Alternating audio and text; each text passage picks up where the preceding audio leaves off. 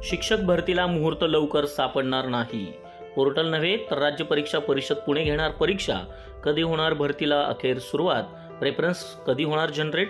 आंतरजिल्हा बदली, जागा, संच मान्यता तसेच अतिरिक्त शिक्षकांचं कधी होणार समायोजन. संपूर्ण बातम्या आपण या व्हिडिओमध्ये पाहणार आहोत. पण व्हिडिओला सुरुवात करण्याआधी तुम्ही जर आपल्या चॅनलवरती नवीन असाल तर प्लीज आपल्या चॅनलला लाईक, शेअर आणि सबस्क्राईब करायला विसरू नका आणि नोटिफिकेशन बेलला क्लिक करा म्हणजे प्रत्येक नवीन अपडेट तुम्हाला सुरुवातीला मिळत राहतील. एक एक गोष्ट आपल्याला पाहायची आहे. सुरुवातीला हे बघा, हे एक परिपत्रक आलेलं आहे महाराष्ट्र शासन ग्रामविकास विभागाकडून, ज्याच्यामध्ये जिल्हा परिषद शिक्षक तसेच जिल्हा अंतर्गत व आंतरजिल्हा बदलीसाठी प्रक्रिया राबवण्यासाठी व्हीसीद्वारे 6/1/2026 म्हणजे आजच सायंकाळी 5 वाजता एक बैठक होणार आहे आणि ज्याच्यामध्ये या शिक्षकांच्या आंतरजिल्हा बदली, जिल्हा अंतर्गत बदली या संदर्भामध्ये हे परिपत्रक काढलेलं आहे. ह्या झाल्याशिवाय शिक्षक भरती होणार नाही. मग आता मला सांगा, 6/1ला आज व्हीसी आहे, आज बैठक होणार, चर्चा होणार, यानंतर बदल्या होणार आणि बदल्यानंतर मग भरती प्रक्रियेला सुरुवात होईल. याच्याही पुढचा विषय असा, सगळ्यात महत्त्वाचे विषय आपल्याला हाताळायचे आहेत. याच्यामध्ये शिक्षक भरती ही पवित्र पोर्टलकडून काढून राज्य परीक्षा परिषदेकडे देणार आहेत. आता याच्यासारखं दुर्भाग्य आपल्या अभियोग्यताधारक किंवा शिक्षकांचं नसेल, कारण आपल्या सगळ्यांनाच माहिती आहे की राज्य परीक्षा परिषदेचा हा सावळा गोंधळ आणि त्याच्यानंतर TEDची पेपरफुटी ह्या बऱ्याच गोष्टी आपल्यासमोर आल्यानंतर सुद्धा शिक्षक भरतीमध्ये धोरणांचा गोंधळ आपल्याला पुन्हा दिसतोय आणि ही परत जबाबदारी परीक्षा परिषदेकडे टाकल्याची आपल्याला दिसून येतं.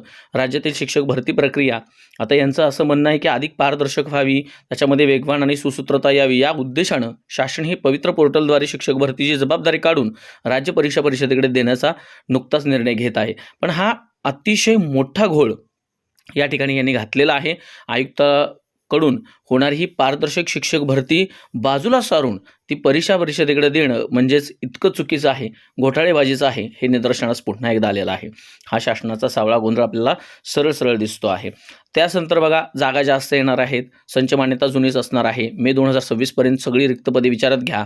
त्याच्यानंतर क्रीडा शिक्षकांची जी 900 पदं जी निर्माण झाली, सगळे टाकतायत व्हिडिओ वगैरे. त्याच्यानंतर प्रेफरन्स केव्हा जनरेट होणार, या सगळ्या गोष्टींच्या बाबतीत अजूनही साशंकता आहे मित्रांनो.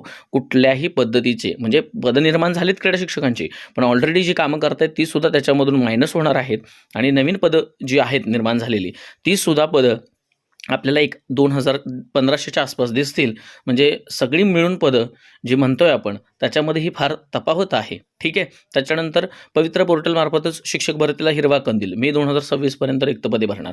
त्याच्यानंतर परत एकदा पेपर आउट बातमी झाली की परत पवित्र पोर्टलमार्फत शिक्षक भरती.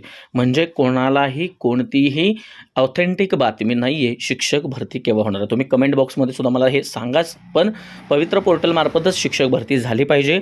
या मागणीसाठी सगळ्यांनी आवाज उठवायचा आहे. फर्स्ट अपील वगैरे दाखल करा, ज्यांचे TET घोटाळा संदर्भामध्ये RTI ज्यांनी दाखल केलेलं आहे त्यांच्या संदर्भामध्ये.